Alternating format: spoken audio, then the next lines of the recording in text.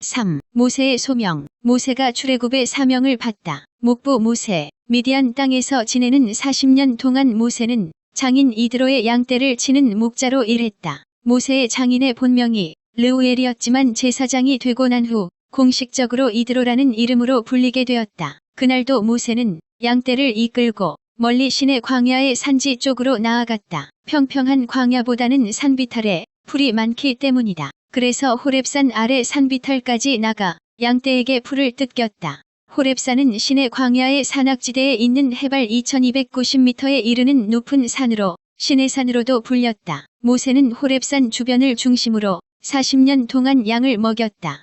예전처럼 모세는 그리로 가서 양들이 먹을 만한 풀을 찾고 있었다. 그때였다. 모세의 눈길을 사로잡은 것이 있었다. 아, 저게 무엇지? 저쪽 떨기나무 한 그루에 불이 붙어 활활 타고 있었다. 그런데 신기하게도 계속 불타고만 있을 뿐 나무가 타서 없어지지는 않는 것이었다. 살랑거리는 바람에 불길이 춤을 추었다. 신기한 광경에 모세가 혼자 중얼거렸다. 거참 이상하다. 왜 떨기나무가 불타 없어지지 않는 것일까? 어디 한번 가까이 가서 살펴보아야겠다. 모세는 고개를 갸웃거리며 활활 불타는 떨기나무 가까이로 다가갔다. 떨기나무는 시내 광야 도처에서 흔히 볼 수 있는 아카시아 과에 속하는 가시나무 덤불이다. 온통 가시투성이인 이 나무는 작고 볼품없었지만 불이 붙으니 어느 나무보다 아름답고 찬란했다. 떨기나무의 불꽃. 활활 타오르는 떨기나무의 불꽃은 하나님의 임재를 나타내는 초자연적인 영광의 불꽃이었다. 하나님이 모세를 만나시려고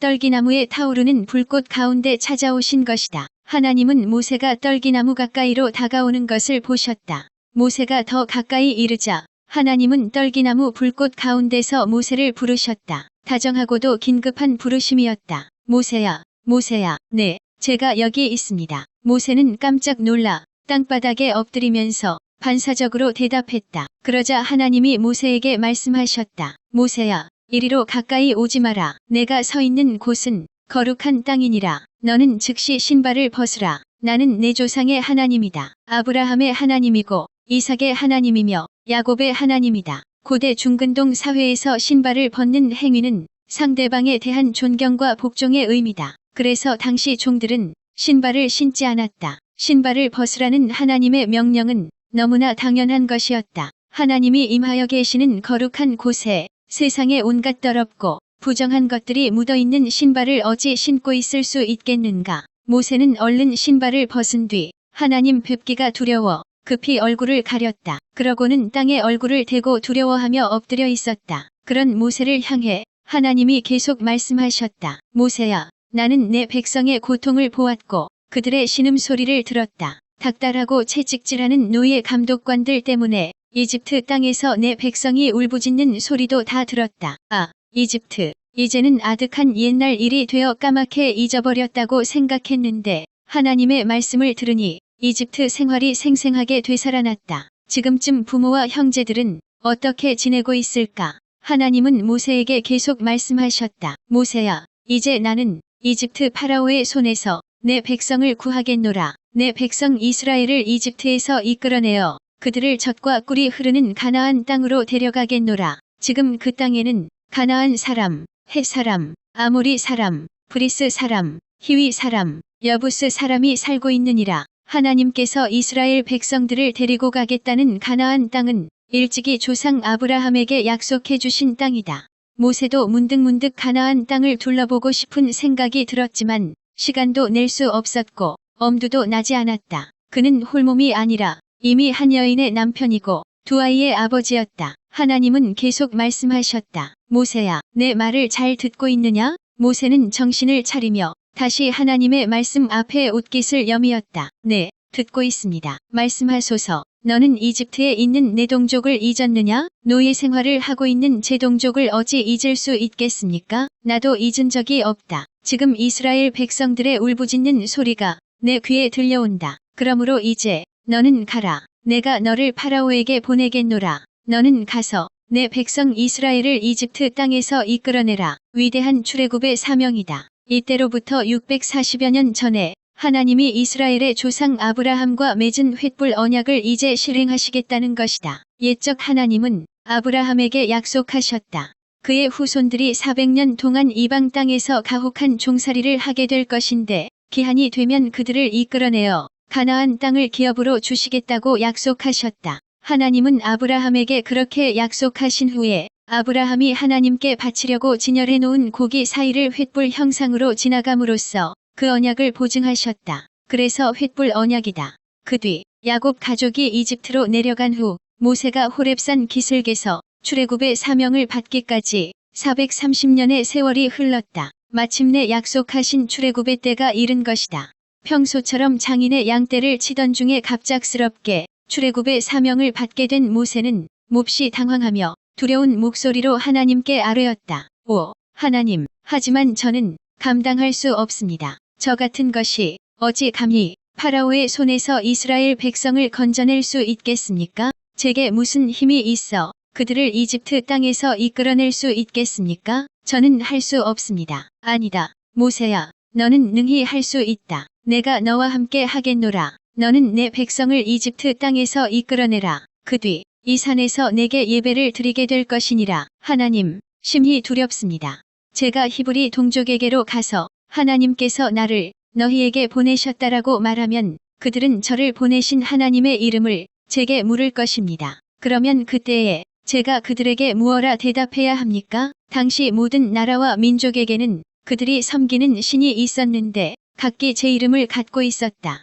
이집트의 태양신 이름은 라, 나일강을 지키는 수호신 이름은 하피, 가나안에 주시는 바알, 블레셋의 전쟁신 이름은 다곤, 암몬이 국가신은 몰렉, 모압의 수호신 이름은 그모스였다. 따라서 이스라엘 백성들은 모세를 자신들에게 보낸 그 신이 이름이 무엇인지를 물을 것이 분명했다. 모세는 그 점을 하나님께 아뢰는 것이다. 그러자 하나님께서 모세에게 대답해 주셨다. 나는 스스로 있는 자니라. 이스라엘 백성들에게 스스로 있는 자께서 나를 너희에게 보내셨다라고 대답하여라. 하나님이 직접 대답하셨듯이 스스로 있는 자가 하나님의 이름이다. 히브리어로는 야훼다. 본래 모음 없이 4개의 자음만으로 이루어진 이름이다. 그런데 고대 히브리인들은 여호와의 이름을 함부로 부르지 마라 라는 십계명 율법에 근거하여 하나님의 신명을 지극히 거룩하게 여겼다. 그래서 율법이 적힌 두루마리를 읽어나가다가 야훼란 이름을 접하면 야훼 대신에 나의 주님이란 뜻의 아도나이라고 읽었다.